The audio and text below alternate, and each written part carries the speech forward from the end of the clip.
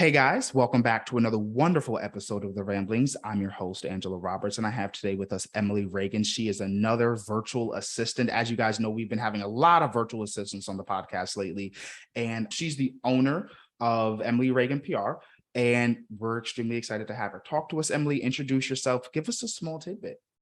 Hey, thanks for having me. I'm excited about this conversation and to help business owners learn how to grow their teams and what they need to do to keep virtual assistants on their teams, really. But I am a military spouse. I have moved 12 times in 19 years, and you could already see why this remote work was way good for me back in 2019, I think is when I first started. And I said yes. I was an accidental freelancer and I wasn't really looking for work. I had just had my first son. I was in my dream job. We were transitioning. My husband just got orders to move back here to DC. And I just knew I couldn't go back to the 9 to 5. And I'd already done some little projects with press release writing and leaning into my skill and my trade, but I hadn't really thought about freelancing as my future at all. And I really had no vision for it. And I feel so lucky for podcasts like this and, mentors like you and me, where people can just get the fast track, because I didn't have these options back then. And I just didn't know what I didn't know. So I said yes to this one client. It was actually a brick and mortar client. It was a friend of a friend. Yeah. It was a brick and mortar and I was moving away, but he had a small print shop and he's like, can you help me with PR? I'm like, yeah, I got that in the bag. I know the Oklahoma City media market. We're good. And then he's like, can you help me with this other thing called Facebook marketing, which at the time was new. We didn't really have all the Facebook and social media strategy that are like common knowledge to you and me now. And I'm like, yeah, I can figure that out. I'd been doing it a little bit in some of my jobs, but I just said yes. And one thing led to another. Since then, I now have a 6-figure business. I have a course teaching women how to do what I do. I, at one point, had an agency. I've helped clients make $1 million. I've worked with over 100 different clients and I have a 6-figure business, which is awesome. So that was all from 2009 till now. So it was not overnight. There's a lot of work, a lot of clients, a lot of adapting and learning. I absolutely love that. Now, as someone who started in technically 2019, there's a large difference there. I would like to start with some technical questions and kind of really get the feel for things. You said you started in 2009, which, as we know, is a very different business landscape than it is today. Yeah. What was it like trying to educate people or even explain what it's like to try to work from home or help these, small business owners as a virtual assistant? What was some of your explaining or that you had to do? It was interesting because I was in such a phase of life where I wasn't really looking to scale or grow. I was just kind of happy doing the work. But I think that marketing work has always been lend itself to being remote. Right. So that part was easy. I think there were more, my clients were going after the talent. And I had such a rare skill set. I had taken my PR work. I had learned marketing. I'm a strong writer. And so I had something people wanted. So they didn't care where I lived. And being military, it was awesome and being a mom, it was awesome because most of my clients were in similar boats, like as, female business owners. And I worked with a lot of creatives, a lot of designers and bloggers and furniture painters. I kind of got in that little niche world, and it already lent itself to being virtual. And so we've definitely seen this shift. I mean, I've seen it even in my husband's work. The Pentagon was trying to do remote 10 years ago. Oh, wow. And they've been trying to do remote for DC for years, for a decade, because that area is so expensive, right? And they're trying to attract talent. But people don't want to live in DC.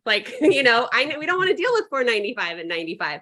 So it's interesting how the pandemic sent 30,000 people home from the Pentagon. They finally got real, we can do this. So if the government's adapting, small business all over, those business owners are adapting too. So I kind of had it made, and I didn't really have a lot of challenges because once I proved myself and built my reputation, clients always found me.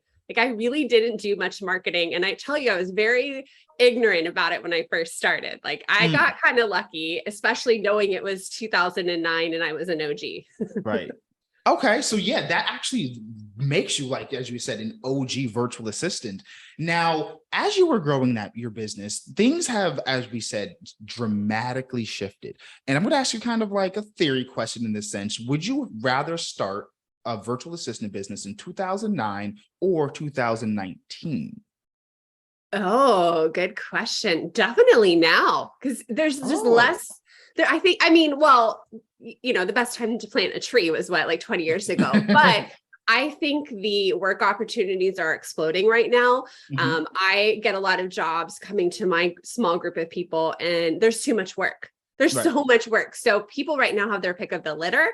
They can really call the shots as an independent contractor and pick their Mhm. clients, pick their services, and there's just less education. Like it's a little bit more powerful right now for the Right. contractor. I think there's like a power swing, and you talked about this here on the podcast with the Great Resignation and people wanting they want their ideal job. Like they Mhm. want work-life balance. Like we don't need to make the mistake the boomers made, right? And I I mean, agree. we know better, and so we're demanding it, and it's kind of cool. I think one of the big things that, especially within my generation, that I've seen is because of the internet and the information available, especially as I become a VA and started seeing, like, I would call like the veil of secrecy taken down for certain things, the behind the scenes.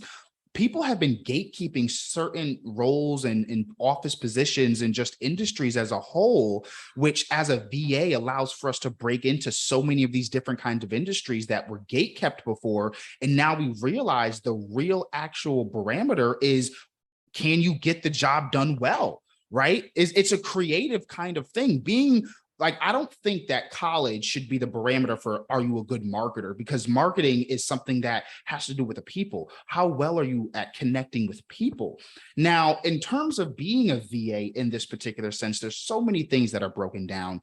What made you focus kind of in that PR space? You said you had PR before, but we've Yeah. now moved into a really digital world. What has been that change that you've seen from working in PR in a corporate setting to PR and social media in 2009 versus PR and social media in 2022? Well, I think about the first task I did. I used to work for Jennifer Allwood, who's a pretty big creative Christian business coach. And the first task that she hired me for, her first project, was to create a media kit. And Mm. I had my retainer client, I'd had a couple of babies. So, I was like just kind of going nice and slow, but already in the span of sitting out a couple years on the sidelines, I'm going to Mhm. say that. I mean, I was going slow here. Even the word media kit had changed. It Right. used to be something that you delivered in person to a newsroom with like a bag of donuts, and like you were really fostering relationships. And when Jennifer had hired me, I knew the words. Like Mhm. I knew what that was. I've worked on a news desk, I've worked in PR, like I've seen a bunch of them, I put them together, but in the online space, everything had changed and it was all digital. And so now when I say media kit, we're thinking about like what you would put together for an influencer, right? To get like brand collaborations and Right. sponsorships and whatnot. So I just had to do research and figure it out. And it was interesting. I mean, I think that's why I love this industry or this topic, because it's always changing. It's so dynamic. It's never stagnant. So even if you're feeling behind, it's easy to catch up. And all you have to do is be willing to figure it out. Like you talked about, like willing to show up and do the work. And there's some research involved in that too. So things have changed drastically. Like I don't want to like date myself here, but I remember when Instagram came out and people started using it more robustly for business, right? Mhm. And I just remember being like, I don't want to learn this. Like, I don't want to learn another thing. I mean, I still have grandma tendencies. And I think it's just because overwhelm and there's like so much that needs to be happening. Mhm. But I adapted and I learned it. It's going right. And now what's the platform everyone's on now? It's like TikTok. Now we're like learning that. And I mean, it's just never going to stop. So if you don't have that attitude, if you don't embrace like the growth mindset, like you're Mm. just not going to cut it in this area. So I went off on a tangent there and now I don't even remember your question.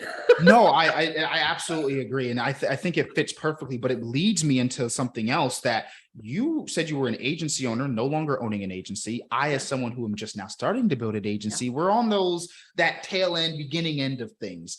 What was it like to build an agency, and why are you no longer an agency owner? Oh my gosh, I'm so glad to talk about this with you.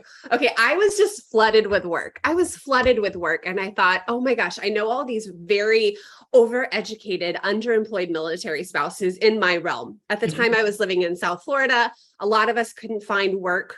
Military spouses statistically have high degrees and low employment. It's just like the nature of moving, right? Okay. A lot of Right. smart, mainly spouses. I'm going to say women, like 92% are women. So I'm just going to say women and not offend people.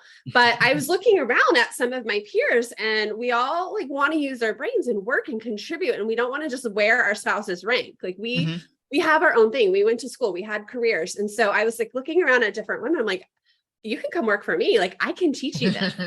Right. So I kind of had a heart for the small business owner. I hate saying no. I'm a little bit of a people pleaser and I want to help them. And the reason I got so flooded, like I said before, is I had this magical skill set, which is why I run with the term unicorn. I could do PR. I could do marketing. I could help out with admin. I understood what businesses were trying to do online. Right. And they couldn't find enough people like that with a good work ethic, with the growth mindset. It's like all of that combined. And I just started training my friends, quite honestly. And at one point I had the commander's wife working for me, which was pretty freaking cool. Wow. Right. And I mean, she's just a person. She's just like a woman who wanted to use her brain and have her own thing. And so at one point I had 8 women, all in part-time roles. And I had done what you've talked about here on the podcast is I created my SOPs. Like, this is what I do. A lot of my work was focused on growing and nurturing an audience and selling to that audience. So it's a lot of marketing work. It's a lot of content marketing, SEO. And so I just put my SOPs together and it was great. And I made a lot of mistakes as far as like, I should have charged more. I should have paid attention to some of those numbers. But what happened was my husband deployed for a year and I just found myself managing people all the time. And my creative brain just didn't like it. I wasn't good at it. My follow through was terrible. And I didn't have childcare help. And I'll tell you what happened. I had a girl on my team not do her work for the week. She didn't do her work for the week. And so I log in Thursday to see like if she did it to check her stuff. She'd done nothing. And then she gave me some lame excuse about how her dog escaped. Meanwhile, my husband's deployed and I'm kind of going through hell and there's more stuff, family drama that I don't even want to talk about. And I'm like, just because your dog ran away for a few hours, you didn't do your work for the week. And I was like, yeah. So the client fired me. And I learned a big lesson. The client was kind of a red flag client anyway that I wanted to let go. So like I was okay. It wasn't personal, but I just learned a big lesson there that I didn't want to manage people. I should have had someone there managing them. Like I should have had that person, especially knowing I was going into a year alone with 4 kids in South Florida. So I learned my lesson there, but I also learned like that doesn't light me up. You know, it just didn't.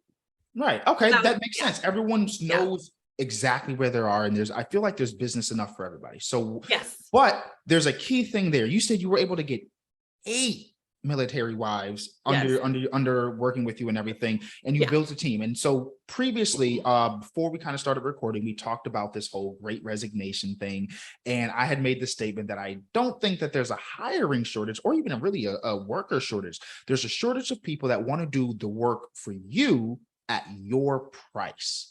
Now, with like price and cost in terms of payment being a big issue for business owners, not wanting to pay as little as possible, but wanting the most amount of work, which has then, kind of bled into now quiet quitting, which is, okay, well, I'll give you exactly what you asked for, but nothing more, nothing less.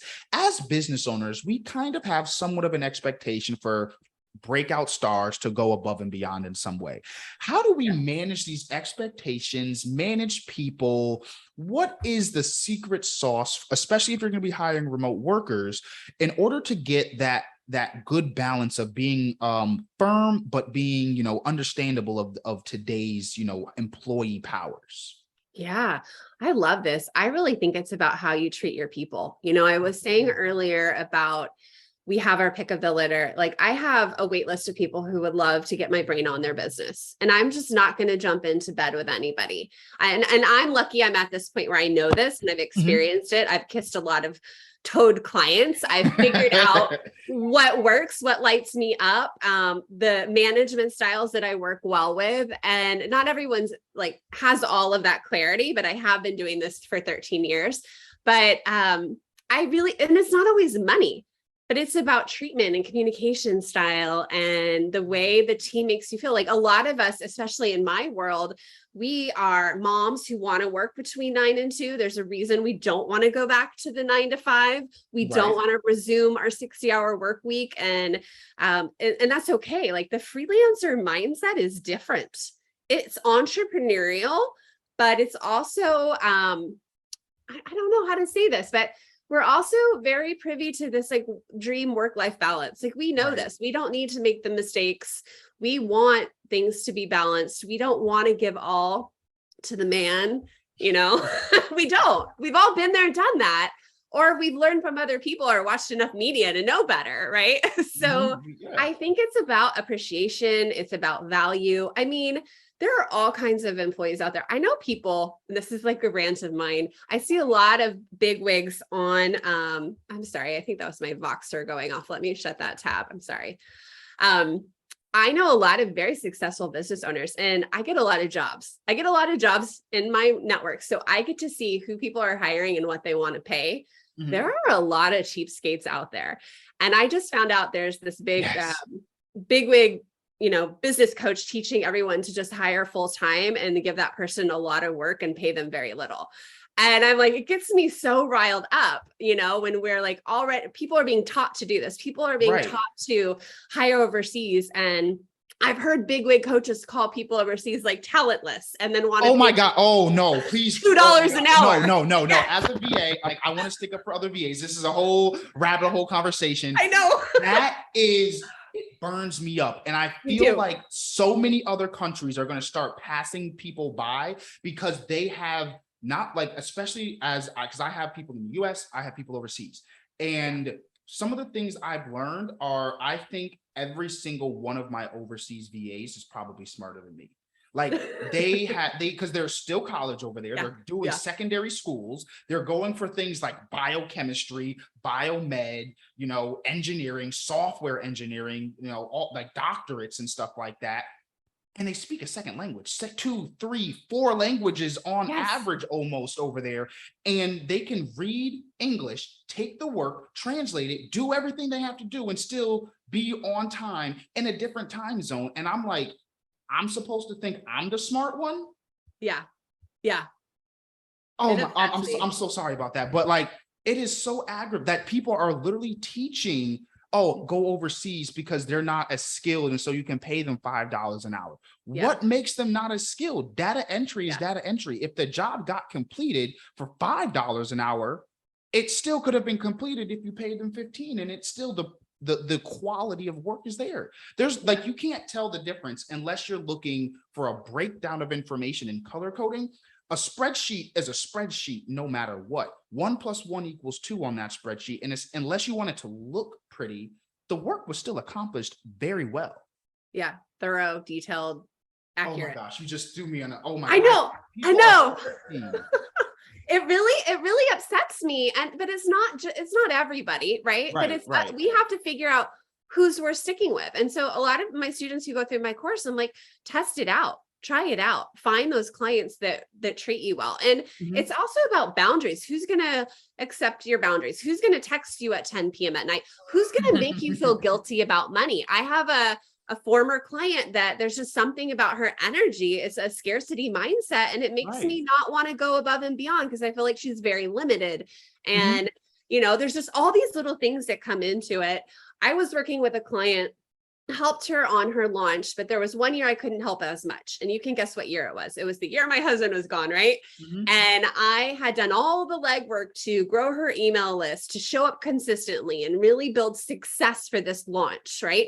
Success in a launch is the pre-launch, right? You set yourself up when that cart opens. Well, I couldn't actually man the Zendesk like I had in the past. I mean, and we had a bigger team. It wasn't a big deal. Nothing fell, no balls were dropped. And she told me that year, I probably shouldn't even share this story, but she told me I wasn't as valuable that launch. And I quit.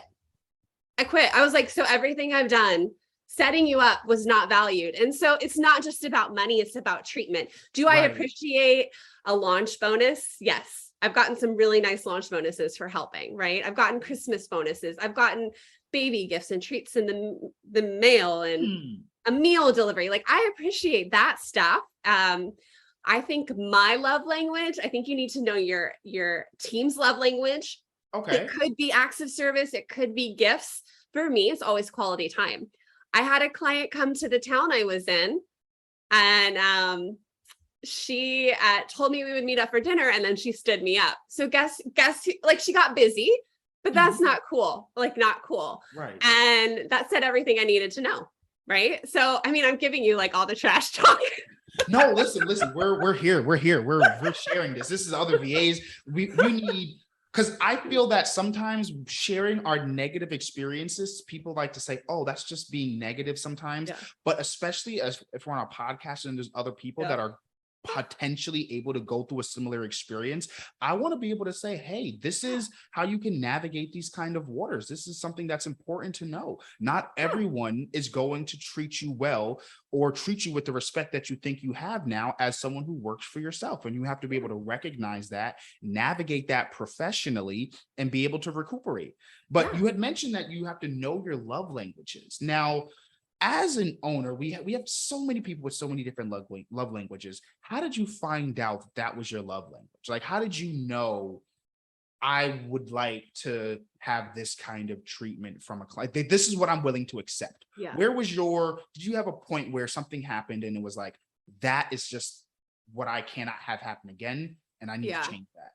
Well, I told this story about someone being in my town. That always hurts when a friend comes to town, even if they're like, I'm too busy to see you. Like, just talk to me. Like, don't just like ghost me. But to give you the positive refrain of that, I had another client have an extra ticket to go to Sue McLaren's conference. So she brought me as a +1. And to me, I was so happy. It was kind of like my hall pass as a mom. I got so much business out of that. I got a business idea, even though I was there to support her. It made me feel so good that she saw me as a valued team member. It felt so nice to meet her up in person and have a beer in Toronto and be learning together and having ideas. Like I like to be included on the team, like because I do like to go above and beyond. So thinking about that, that's just who I am. But I did read that book, The 5 Love Languages, which is really good for all of your relationships, even with children, parents, and there's 5 of them. And I don't need to rehash that one, but a lot of people can be words of affirmation too. So not, there's a quiz I heard you could take, and I actually keep meaning to look this up, Angelo, but you can evaluate your employees. Like part of your onboarding for your team, whether contractors or employees, should be to ask these questions. Gather their birthday, gather their address. I've had clients send gifts to the wrong address when I moved 2 years ago. And I'm like, I'm kind of insulted. You didn't keep up with where I'm living. I mean, I move all the time. I'll kind of give them a break, but still it kind of hurt. I'm like, you don't know I'm now in a new state, but okay. So that means you haven't taken the time throughout to stay in contact with me to keep the relationship. Yeah. And here's the thing with being a freelancer. And I know we say virtual assistant, it's like any type of digital service, right? Right. We're in it to have fun. We could go back to our 9 to 5. We could waltz down the street and get that job, but we don't want it. We have a special attitude, and we kind of need our ego stroked a little bit, right? And like we do get our choice. And so we want the work to be fun. We're not going to build a freelance business on work we hate that's in our drudgery zone. We want the clients to be fun. I don't need to be besties, but I want to get along with you. I want to like have a good rapport. I want to have a relationship. And the people and for me, one of my values happens to be fun. Like I don't want to work for someone who's a Debbie Downer, who, is mean or is like, oh gosh, then there's the whole chaotic client who can't get you the deliverables that you need to do your work. I mean, I could just go on and on. Oh my God. Yes, there are so many things that happen, but in terms of a love language, you had mentioned that when you're working with other freelancers, sometimes it's not about the money. I want to get really nitty gritty and talk to the business owners for a second. How can, as business owners, we support, grow, and foster our team without using a dollar sign? Yeah. A lot of encouragement and shout out, like any type of leader. If you do any kind of leadership training, it's when you can call someone out in public in a positive way in front of their peers is always good. How can you help like in front of the team in a team meeting, shout outs to people doing a good work? Maybe it's in your Slack channel, things like that. But then also with freelancer, a really big love language is shouting out in terms of testimonials and referrals. Now I've had clients, I told you, I'm like giving all the negative examples here. I've heard and I've seen this, and I'm like very deep in the world. So I'm hearing it from both sides. I know that sometimes people don't want to share their VA. They like want to keep them close because they're afraid they'll leave them. Right. So that happens too. And that doesn't make anyone feel good. Right. But being able to refer, and you've talked about this on the podcast, when someone shouts someone else out, it like gets them new business. So that's like coming back to your freelancer, like, how can I help you? Giving them a raise every year. Just taking the initiative and doing that. I mean, they're going to ask you for one anyway. They should be doing that frequently and regularly, but you taking the initiative first just gives you like good brownie points, right? I know you said not a dollar sign though. I got some swag in the mail once that made me feel part of the team. I got a t-shirt. I kind of liked it. Now, one of the things, because you've mentioned this a little bit, is like being part of the team and how you're working.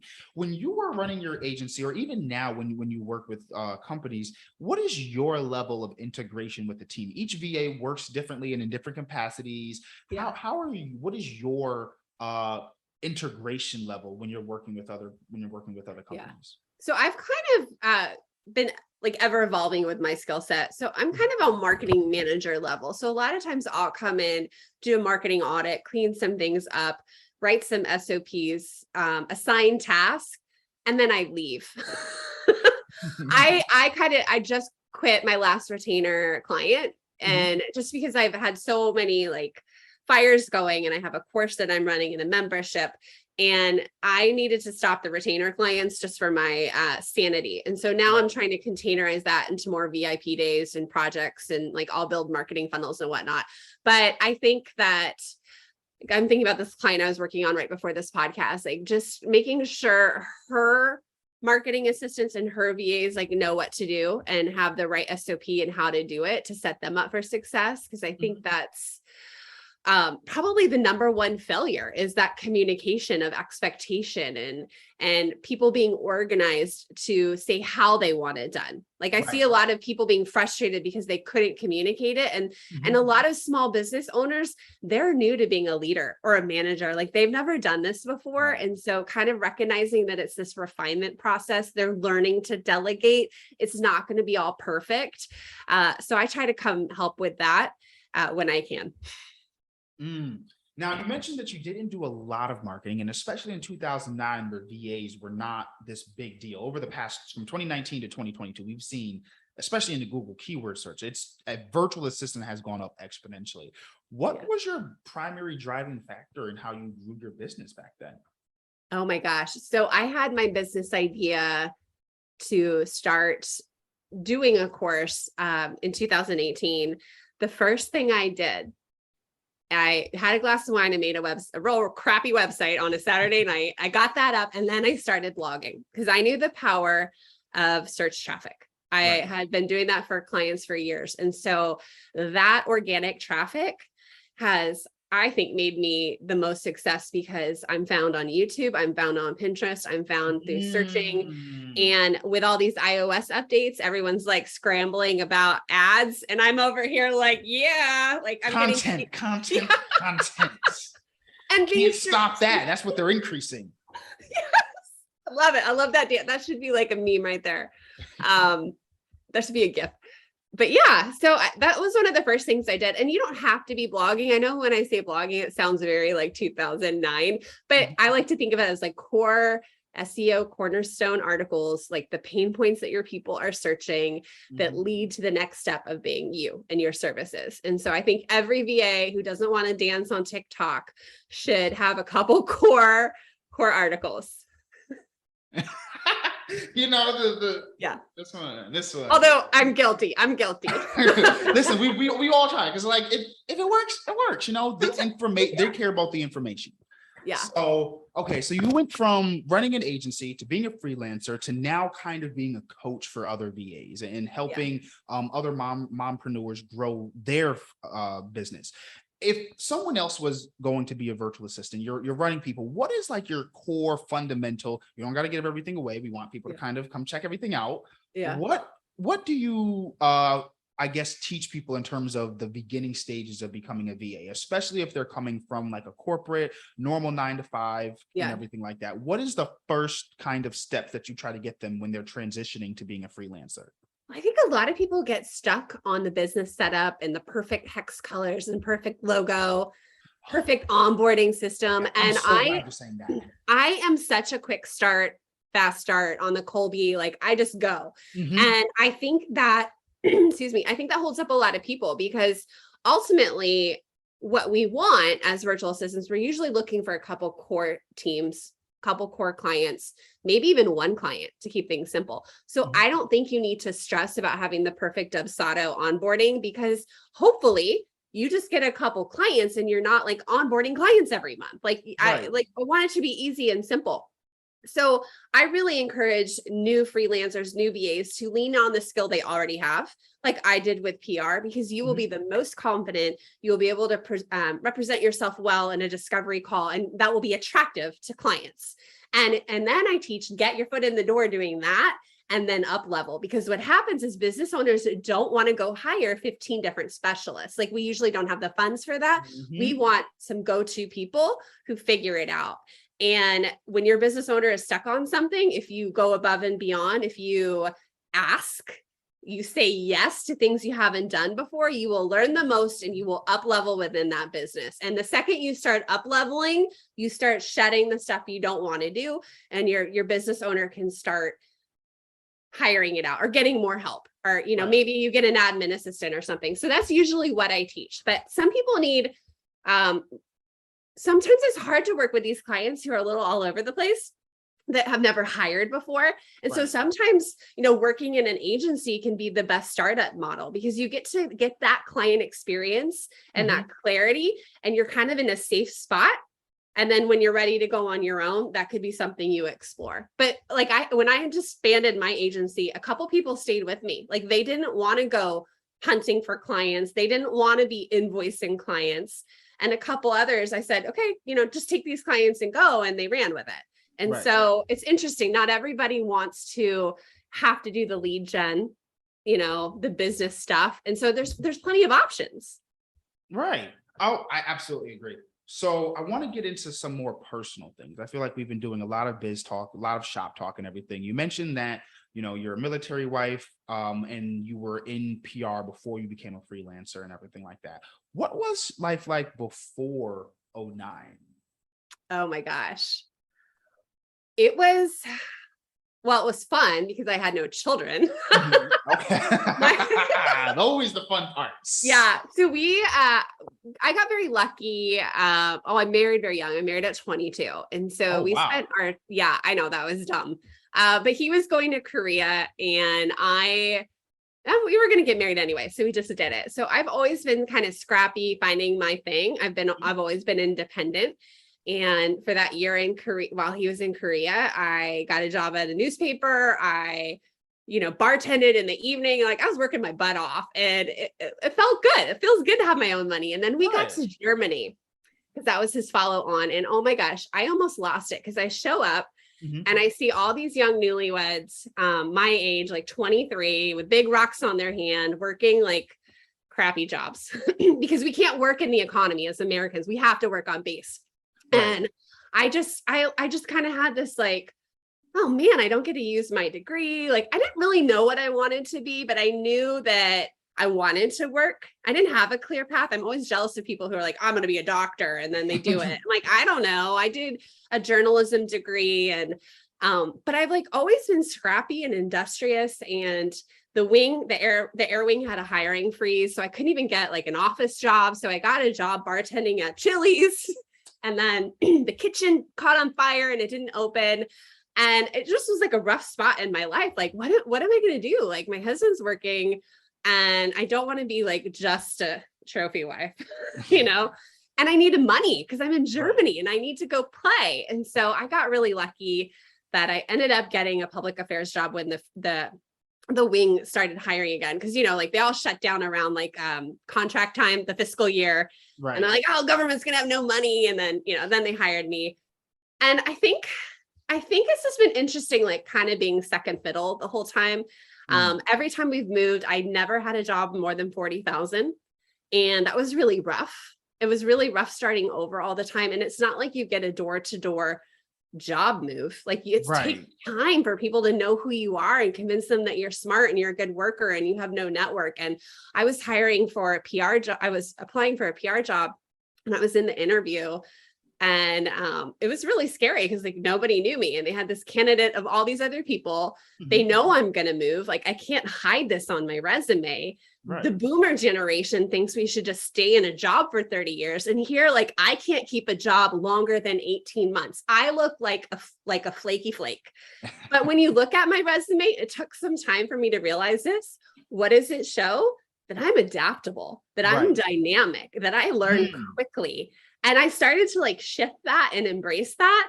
And now in this online space, that pays off. Like that's the essence of what my unicorn digital marketing assistants do, like a little bit of everything. And it's okay to like variety and be a jill of all trades. Like we do not have to be that like one track doctor mindset, right? Like we can be multi-passionate and explore things. And so like I came to all of this at the perfect time, right? Like I'm so glad this has happened. And I love just telling people about this opportunity because it has changed my life. It's given me like confidence. It's given me skills. Like if I needed to go back to the corporate gig, like I wouldn't get that $40,000 job. I'd get that $100,000 job now because I've dusted off my skills. I'm relevant and I have that entrepreneurial mindset. I have a high order thinking skills. Like I could demonstrate all of that after being a freelancer. That's a long story. No, I love it. I love your energy. It's so positive, and I can almost like feel your aura through the computer. Now, you had said saying yes is very important. Saying yes to things that are that you don't normally would say, that you wouldn't normally say yes to. What is something? It doesn't have to even be recent, but what is one of the things that you said yes to that you were kind of on the fence about, didn't really know, and then it turned out to be like, this is an amazing opportunity, and I'm so happy I said yes. Oh my gosh, I can name a couple of these.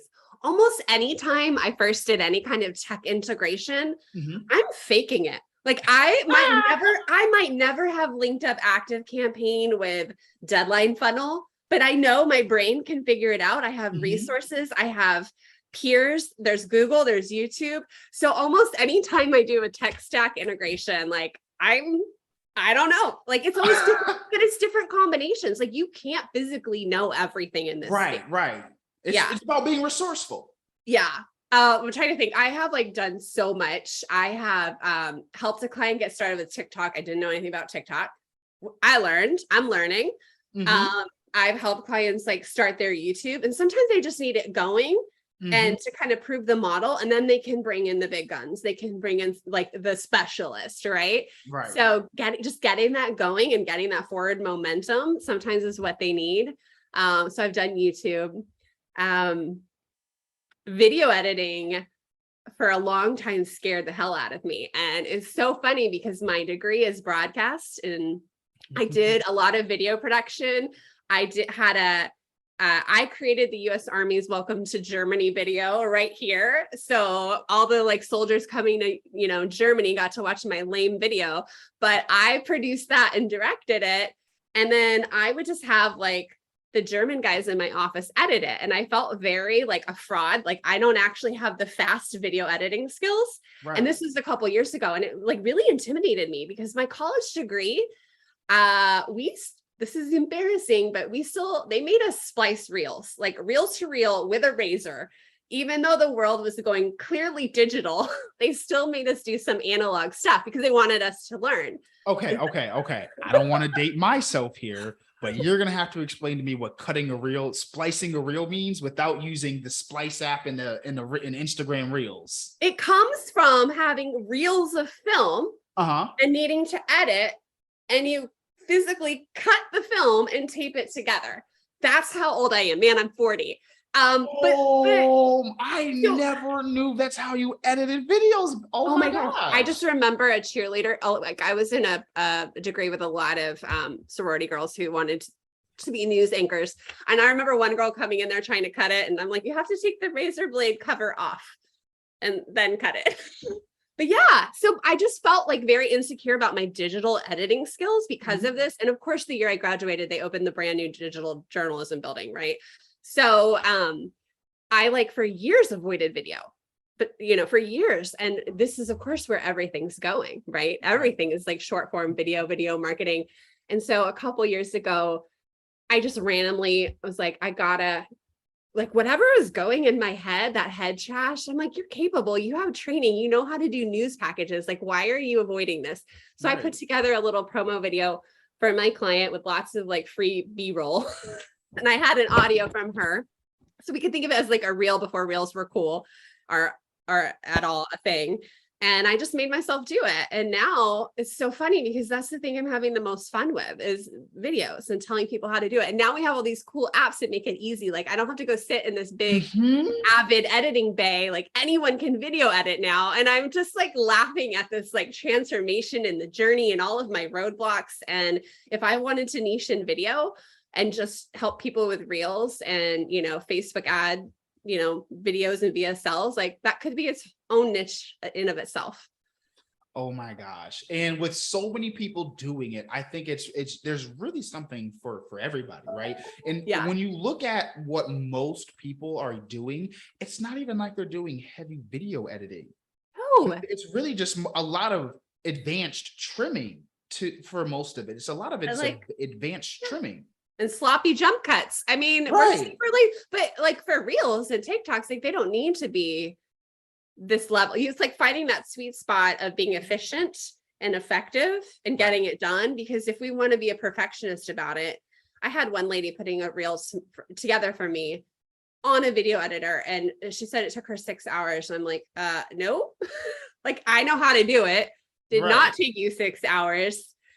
That's like too much. And, she no longer works for me, but it's interesting, just this like world, because it's so easy to do it now and anyone can do it. You don't need an actual degree. You do not need to have a marketing degree to do this. Exactly. And I've had people, like there are people with marketing degrees that went to school before social media was a thing. And now they have to just learn it just like everybody else. Yeah, because you don't learn application. You don't learn application in college. It's very much theory. I had a business minor. I remember that marketing 101 class was just straight up memorizing a bunch of terms, and it was such a waste of time. Now I'm like, I know everything about online marketing, and I love giving people that like solid foundation so they can get out there and apply it for their clients. But I don't even think colleges are teaching that now, are they? I did see a virtual assistant course at my community college. I don't think so. No. So our local community college, I do know that they have like an entrepreneurship class, which burns my biscuits because, so especially in today's day and age, I'm like, whenever I look at like how to start a business, what it's like to create a business plan, just anything in the beginning stages about business, the advice and information is so antiquated. There we go. Yeah. It's so antiquated. It's like, this does not have to happen anymore. Like on top of it not happening anymore, like the cost of a lot of things has dropped substantially. And you can kind of start things on intuition, like doing $1,000 of market research, not necessary for a lot of, like, we know virtual assistants, there's a market for it. There's other virtual assistants, there's other virtual assistant businesses. There's a market for that. A lot of things, especially in today's day and age, there's a market for that. So the market research, very, very minimal. You just have to know, are you able to break into that kind of market?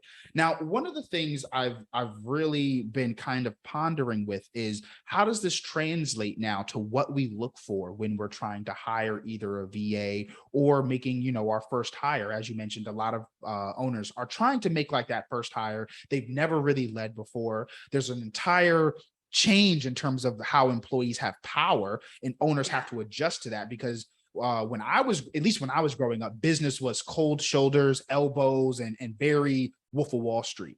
So what should we be looking for nowadays when we're trying to hire either a VA, a freelancer, or even just someone for our business? It doesn't have to be a freelancer, but when we're looking to make that hire with this knowledge of, schools only teaching but so much, what are you paying attention to when you're looking for people that you're working with, or what did you look for?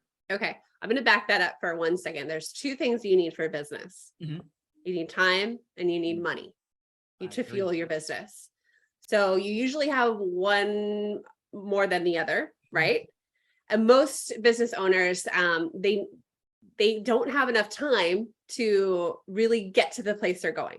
So if you don't hire and you don't get help, you're going to stay stuck, and it's just going to take you 10 times longer or whatever. I don't have any stats on that. It's just the truth of the nature.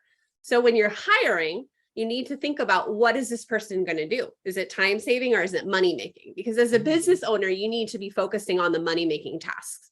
And that should be anything that's visible, anything that's one-to-one client work, anything that's like product development. That should be the 20% of your focus that gets you the 80% of the results in your business, right? That's the Pareto principle. So you need to hire out the 80%. It's okay if some of those tasks are time saving, because if it saves you time, it lets you focus on what you need to. And some business owners get caught in this like scarcity mindset or this expense mindset where everything's just costing me money and they're not looking at the return, or they're hiring someone to save them time and expecting money out of it. It's like this, it's just like not incongruent.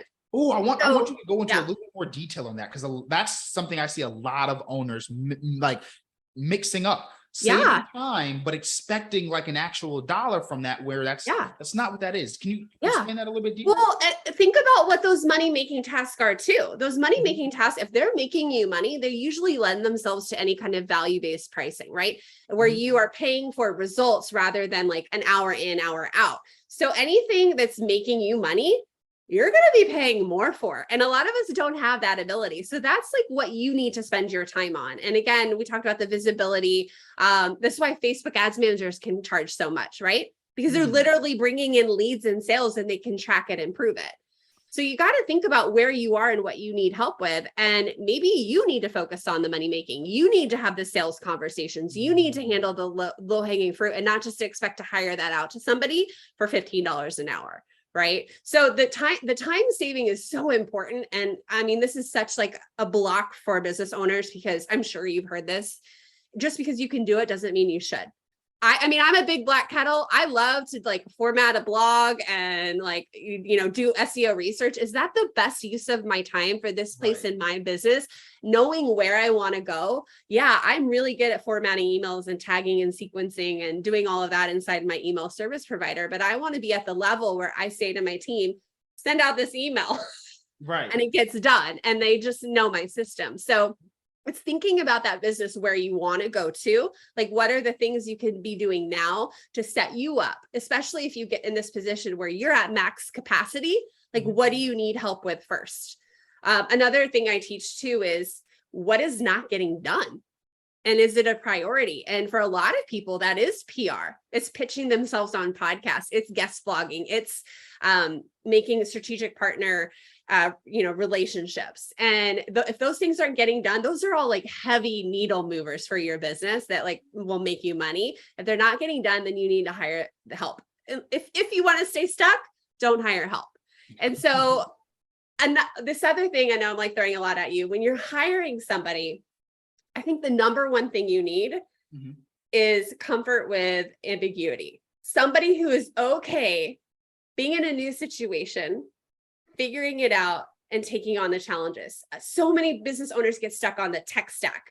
I need somebody who knows my specific tech stack, these payment processors, these email service providers, this website. And guess what? That person's going to be like $500 an hour because they're good and they're specific. What you need to do is find that teammate mentality and train that person up, like I talked about. And the number one thing you need to look for is that growth mindset. Is someone okay being uncomfortable and figuring it out? And sometimes figuring it out means coming back to you with a solution. Like you do need to hire a specialist. I couldn't do it is okay. Like now you need coding. Let's get you a specialist from Fiverr or something.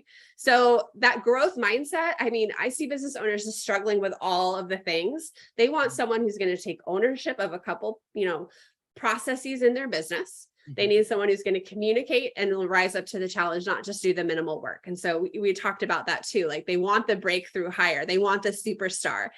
They want the Roy Disney that goes along with Walt Disney, right? How do you think Walt Disney is so successful? He had support.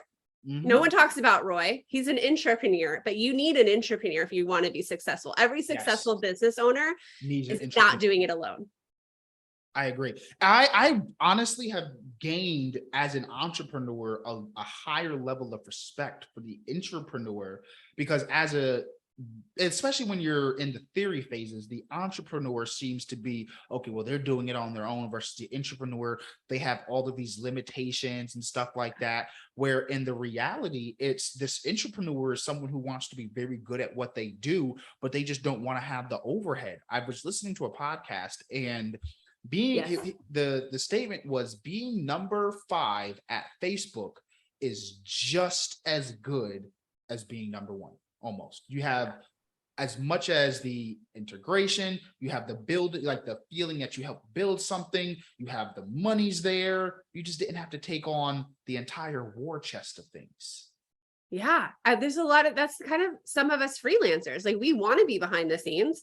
I wanted to be behind the scenes and put my brain on businesses, and we love supporting, we love helping. We're all part Enneagram 2 in the back end of things, but we just don't want to have all the risk, all the responsibility on our shoulders. We do want to be able to clock out at 5 o'clock because we're freelancers and we want a work balance. That doesn't mean we have a bad work ethic.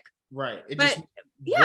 Work other places. Yeah. And I mean, the cool thing is the skills we develop, if we choose that, like I have now chosen creating a course, we have the skills to do it and we know what to do. And it's not for everybody. This isn't for everybody. It's okay to like be the entrepreneur and be the support person.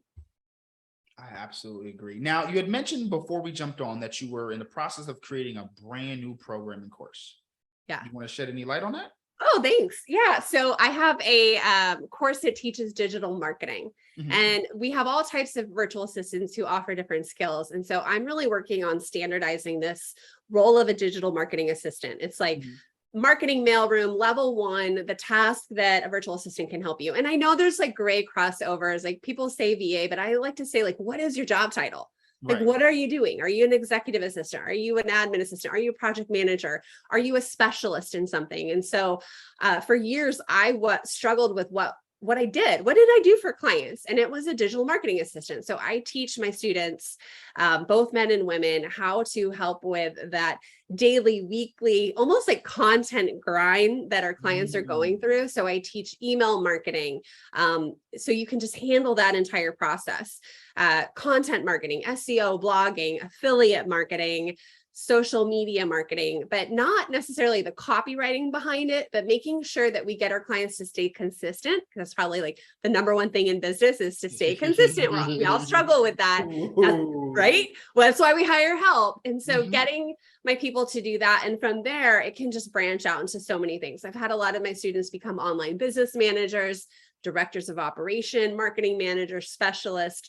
The other thing I teach is funnel building, like being able to update websites and create those funnels for clients. And so that's all in my Unicorn Digital Marketing Assistant School, which is that initial training I did for my agency. For all of those first 8 women, I started with SEO and I taught them my process for helping my clients grow and nurture and sell to their audience. And so I put that in a school. It's been very successful, and we're launching again.